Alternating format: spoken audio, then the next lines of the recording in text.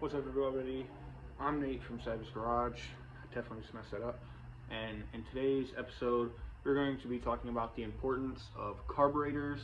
Now here I have a VM26 Mikuni clone, and I'm having a jet problem, which is why I had so many problems in my last couple of videos. Completely forgot, you got to keep these things clean. I haven't put my bike in the shop in a long time. There's two styles of carburetors. It's going to be your aftermarket, which is like Mikuni.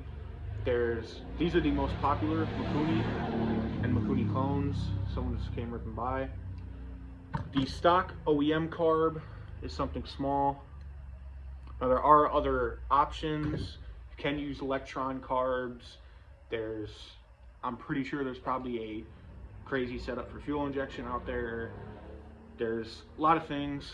Most common is the standard aftermarket 22 and 24 millimeter Mikuni. And today we're going to be talking about the importance of these and showing how to properly maintain and clean them. To be 1, 2, 3, 4 bolts to take it off. Mine are Phillips. Have them up on the tray, and you will slide it straight off to reveal the bowl.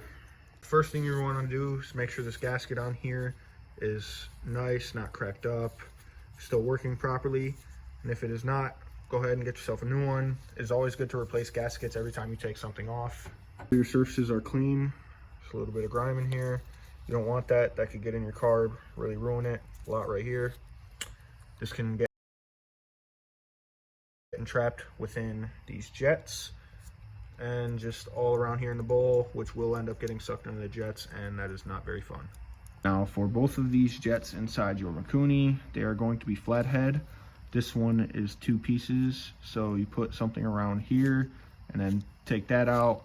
But I already have my carb fully jetted and good for my motor. You're gonna want to look down this tube, because this is where your throttle body goes, and that's where a lot of buildup comes, because it comes straight from here, the top, anything that gets in. You're gonna want to blow that out with an air compressor. You're going to want to blow this out with an air compressor and get you some type of wire or string to be able to slide through there. I use an old spring, push it through every side of these jets, get something long enough to blow straight down the tube and slide in there. You're going to want to make sure this gasket is also good on here.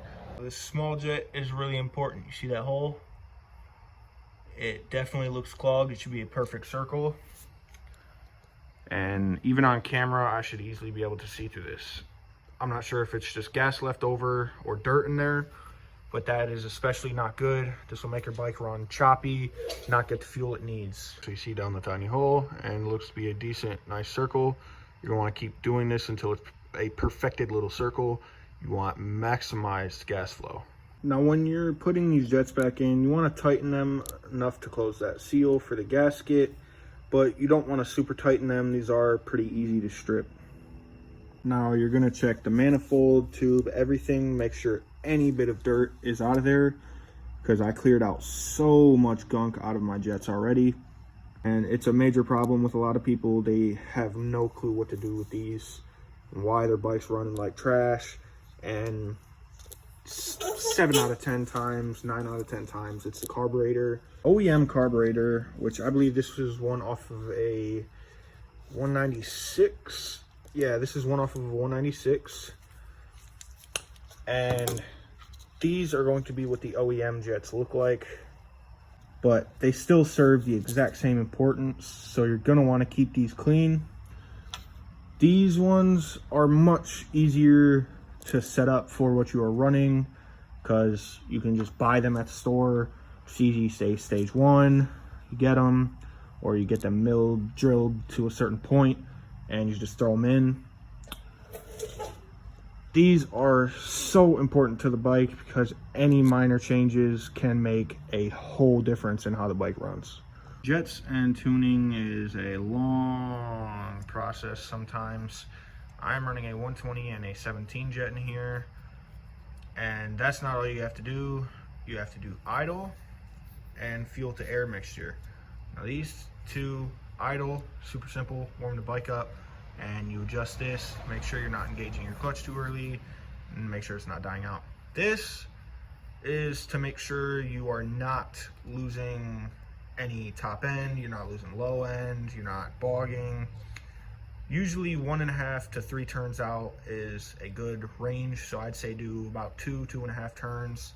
You'll get that full gas at top, and you're not going to flood it out and kill it. So I personally just do 2.5 turns out, and that is very important because you will get bogging and you will not be happy if you don't do this process properly. Ride mini bikes and you know about carburetors, go ahead and let me know which one's your favorite, aftermarket or OEM carbs. Thank you for watching today's video on carburetors. Please like and subscribe, and I will catch you guys in the next video, and hopefully I get this ride soon done.